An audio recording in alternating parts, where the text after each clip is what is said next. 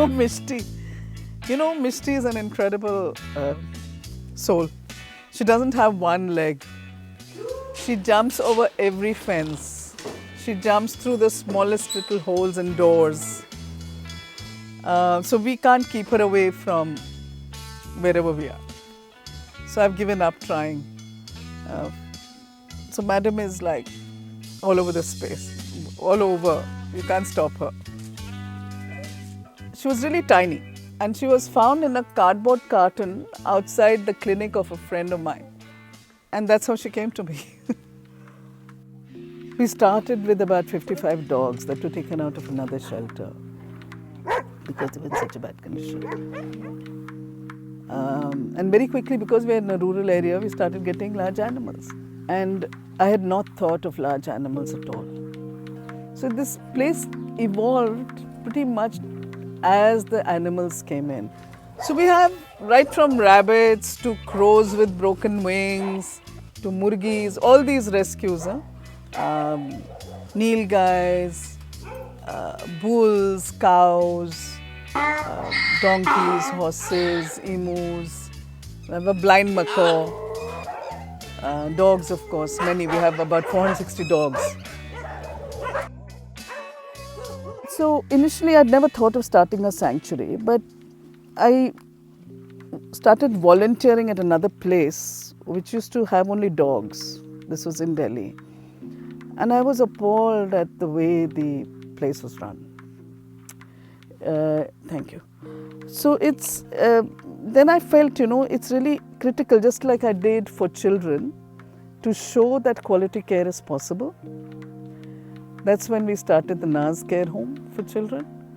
So just like that, I thought I should start a center which cares for animals to show that quality care is possible. And that if any of us want to care for any life, it's very important that we are serious about that. It can't be charity. It has to come. It is the right of that individual to get that level of care. It doesn't matter if it's a child, if it's a woman, if it's an animal. I don't care. I think anyone and everyone has a right for the best care that can be given to them. And also it springs from an understanding that those who are voiceless need the issues to be raised by those who do have a voice. And I think I have a voice. So I felt it was very important for me to do that. So Shabbo, who is this one, who's the love of my life, she was really tiny when she came. She was found on the roadside, absolutely full of lacerations. And I suspect that they must have been trying to train her and they had beaten her so badly that she had collapsed and they may have left her thinking she was dead. And that's how we got her. And she's such a beauty. She's never had a bit in her mouth. She's completely wild. And you'll know where I am because you'll see that she'll be following me wherever I am. Animals come to us in very bad condition invariably when they come. And then they heal and they become fine. And for example, you see so many large animals here. There's nowhere to leave them again because they've been with us for about 6 months, 8 months, a year, getting treatment.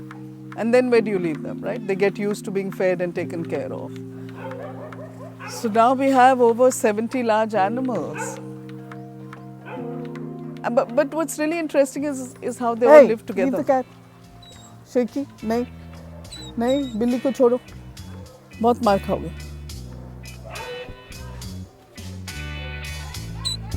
No, not funny.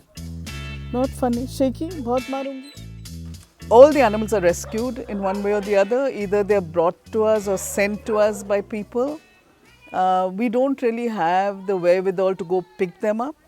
So very often people come and drop them off or they're found somewhere tied up and someone spots them and sends them here. Every animal responds.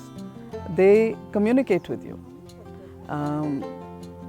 So we have to learn to communicate with them. We have to learn to be able to understand what they're saying to you, and it's very possible.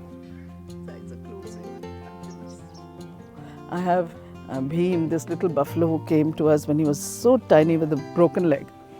And now we don't even know which, I have to really look to see which leg was broken.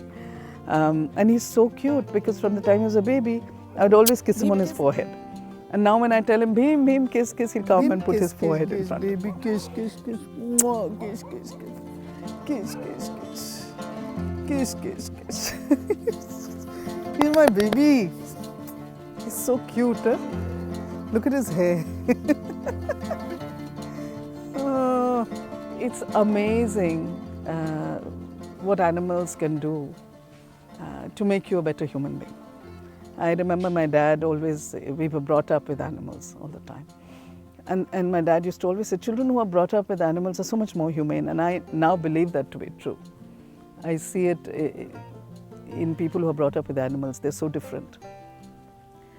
And I feel sad for people who don't like animals because they're missing out such an incredible connect with nature, with another species, you know. But yeah, I'm so glad that I have this opportunity in this life to be able to do this.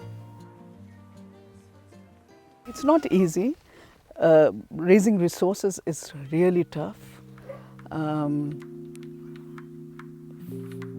There aren't donors who are out there wanting to fund this kind of work. It's not cheap. It's really expensive to run a place like this. I think every penny I earn and whatever, the rent. Luckily, I live in a house. Part of it can be rented out, so that, as well as the investments my dad and brother made for me, all of that, I'm lucky enough. It all comes here, so I can use it to run this place. Heaven forbid something should happen to me someday. Yeah. We are in a very rural area. So of course these people think I'm nuts, right? And it's really interesting, but they don't know how. There's this single woman who's not with a man around her, and they're trying to figure out how to deal with her. And then she's this mad woman who takes care of all these animals. And it was really interesting because the villagers initially used to say things like, oh, she has a lot of money because she sells the blood of dogs to make money. I'm like, oh, this is interesting. So then when they started bringing the animals to us for treatment, I got hold of some of the older guys and I said, be careful. Don't come here. Because I also take blood from human beings and sell it. And that kind of put a stop to it. So it's interesting how one has to negotiate these spaces, no?